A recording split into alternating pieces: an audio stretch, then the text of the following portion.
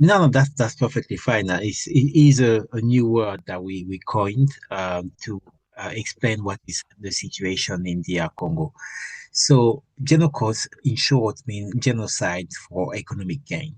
It's a combination of the word geno from genocide and cost in English to explain the economic cost or gains made by the people perpetrating it. And the reason why we decided to create that term is because we felt like the term genocide by itself was not sufficient to describe what's going on in Congo because in the convention, for example, that of the 1948 convention to prevent against the prevention of genocide, there are various criteria describing genocide, such as killing a whole or part member of a group in the intention to destroy the group, which is happening in Congo. There are things like, according to the law, not the dictionary definition, but the legal definition, you can commit genocide without actually killing a single person, simply by putting the people in a situation that will lead to the destruction or to the death. For example, if you were to kidnap all the children of a group without killing them, you can guarantee that there'll be no next generation, something that the Aborigines Australian were victims of, or the Congolese mixed race children during the colonization. You can, for example, put people in a concentration camp or in a camp with very poor humanitarian condition, where the sanitary condition would certainly lead them to be infected and then leading to their death without you actually having done anything. Um, so all those criteria can be met currently when you look at the 30 years of conflict in DR Congo, or even when you look earlier, when you look at the what we call the colonization under King Leopold. But what one thing we felt is that the word genocide at the moment was not being mentioned, even though everything that was happening in Congo was kind of fitting this criteria, and like with our neighbor Rwanda, for example, or other places. But we felt like we needed to go a bit deeper in the history of Congo because everything that is happening now has already happened in Congo. So if you go back in 1885, back when the Free Congo State was founded, basically the Berlin Conference, when they carved out Africa, so to speak, um, Congo was the private property of King Leopold. It wasn't a colony of Belgium until his death. I think it became a colony around, if my memory serves me right, around 1906 or something along those lines. And during the time where it was a private property of King Leopold, about half of the population of Congo was wiped out.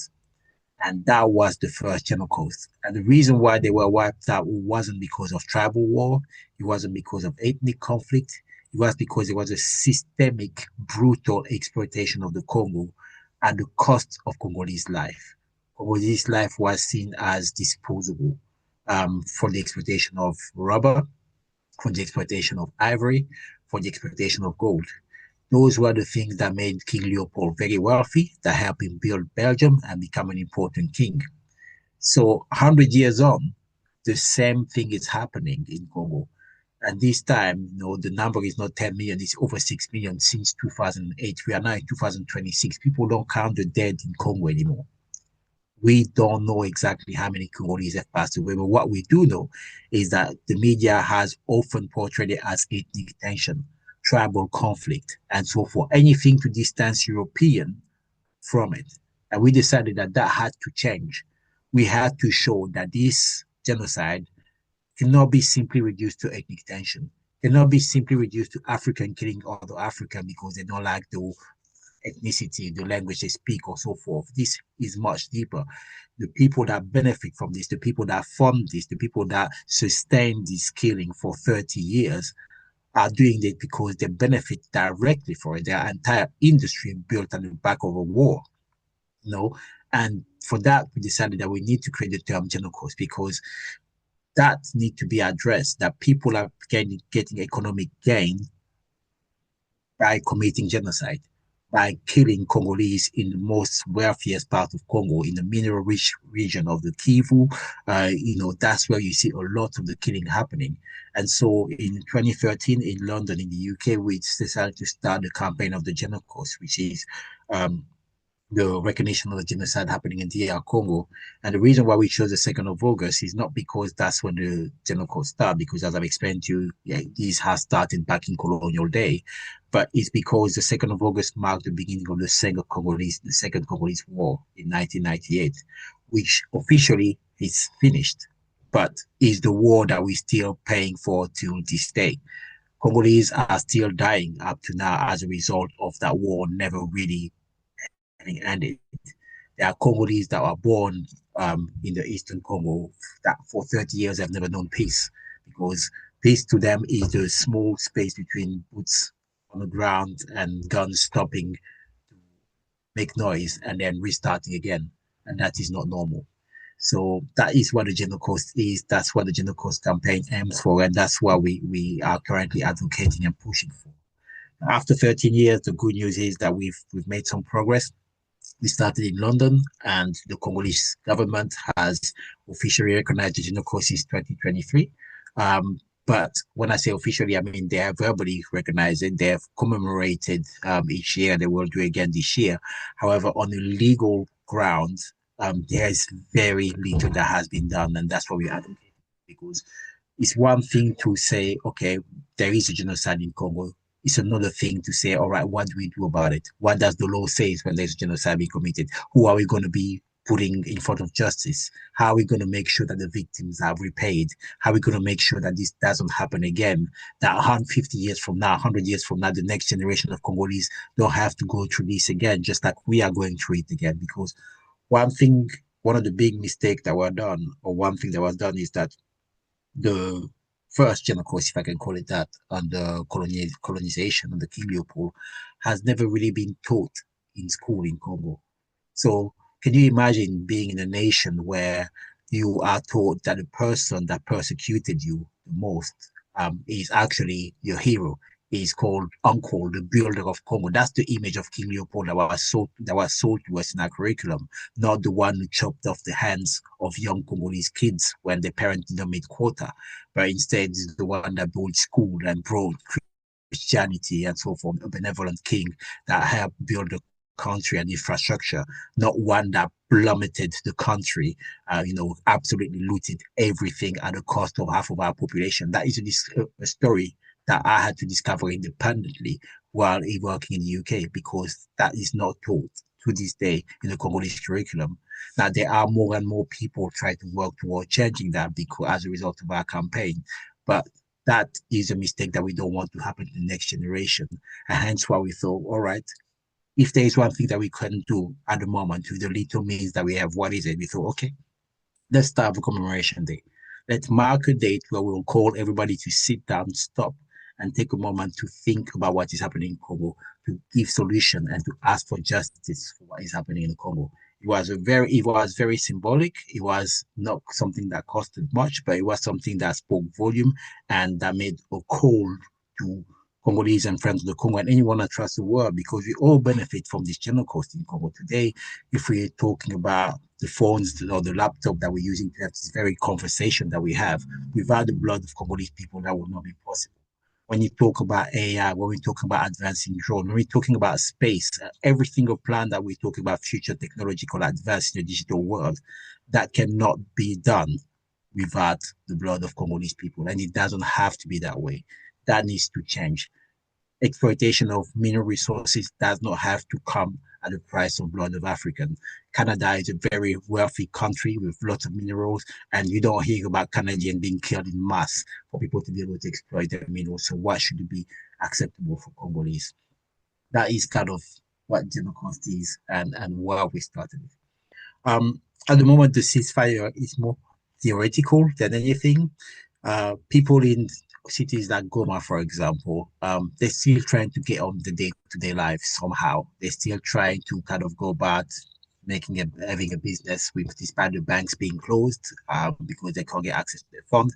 They're still trying to kind of have a bit of joy, like we have seen when the national team was qualified in the World Cup and had a victory. We saw people in Goma, we saw people in refugee camp, in displaced community, still celebrating and still having that sense of unity of being Congolese, but the situation is very hard for them. I'm not gonna lie. This ceasefire still leave them under occupation. They're still not free to move around just like the rest of the Congolese. They are in occupied territory under the M23. The repression is very real. Human rights abuse are seen constantly. People disappearing and being kidnapped for no reason. Often we've seen in the last few months, lots of group of young men being kidnapped. We think is for forceful recruitment, but no evidence have yet to come forward. Sometimes they do get seen later on being in troops. Sometimes they never come back, and we only find that their bodies later on. Lots of young people are trying to escape from the region and try to seek refuge in neighboring country such as Uganda or Burundi. But it is a very difficult situation because there is also a sort of a humanitarian crisis in the Eastern Congo, which doesn't get told, but with the Goma airport being shut, there's lots of people in desperate need of first of food, of hydration, and of just basic human sanitary needs, and they don't get access to that, and that doesn't really get the highlight that it requires in the media. We don't hear about it in the same way as you would hear about humanitarian crisis in other places.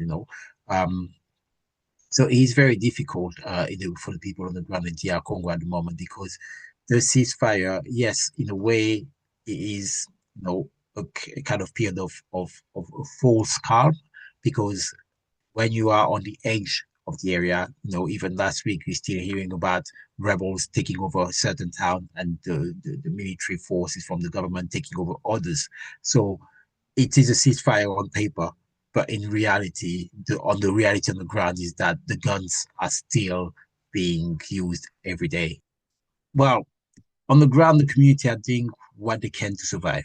They've always been very resilient, the Congolese people, and they're doing what they can, but they really need support, especially with the Ebola crisis at the moment, because this crisis coming is not just affecting the occupied territory, but it's also affecting some parts like such as Ituri and so forth. And yes, we're seeing kind of a global coordination in the region to try to control it before it goes out because we saw what happened last time when it happened and there was in Eastern Africa and so many countries were exposed to it. The advantage is that in the region in Congo there's lots of expertise in terms of Ebola because we've had that's where the virus first broke out and we've had many outbreaks. So there is local expertise, but again with restriction of the access to the airport of Goma, for example. So when humanitarian experts or aid need to come, they have to go to neighboring countries. We've seen countries closing their borders, but now starting to reopen it. But is it a case of it being reopened because of the fact that it's now safer, or is it a case of reopening it because simply of the fact that some of those countries are in desperate need to extract resources from the Congo because their economies are based on it? And they can't afford to have the border being shut for so long because that means that there'll be a shortage in mineral. So it's a bit of you have to kind of try to read between the line and understand the nuances of what is happening. But definitely there is more that need to be done in the Ebola outbreak.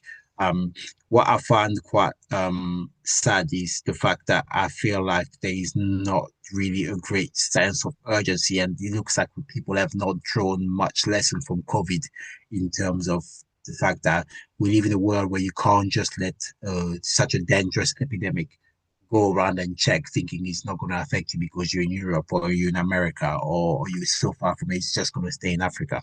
Those days are gone. Today, people can move quite quickly around the world, and really a lot need to be done to help the communities out there.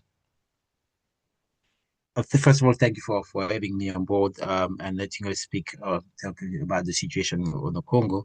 The only other things I'll say is that the Congolese people are, as I say, very resilient and they're still hoping to be able to find a peaceful solution. But that will not come without any justice being put forward in terms of people that are currently some of the people that have committed atrocity for the last few years that are involved, some of the actors of this war need to be one day be held accountable. And when that would happen, that's when we can expect some peace and stability for Congo and also for the Great Lake region. And that is part of the work that we do. And this year, on the 2nd of August, we really asking for solidarity from all of our supporters across Africa and across the world, all the friends of the Congo to at least display a gesture online. We show a candle of hope on the 2nd of August in memory of DR Congo. We do have a profile banner that we're putting online, an online campaign where people can kind of put it, profile to say we will not forget, we remember them. And that's what we do because we think that, a small gesture like that, the small display can lead to a big change. But it's a case of if everybody can do the little bit they can, then, we all moving forward and we all kind of bring our stone to the house. So thank you so much for having us, and I'll be always happy to answer further questions you may have about Congo. Absolutely.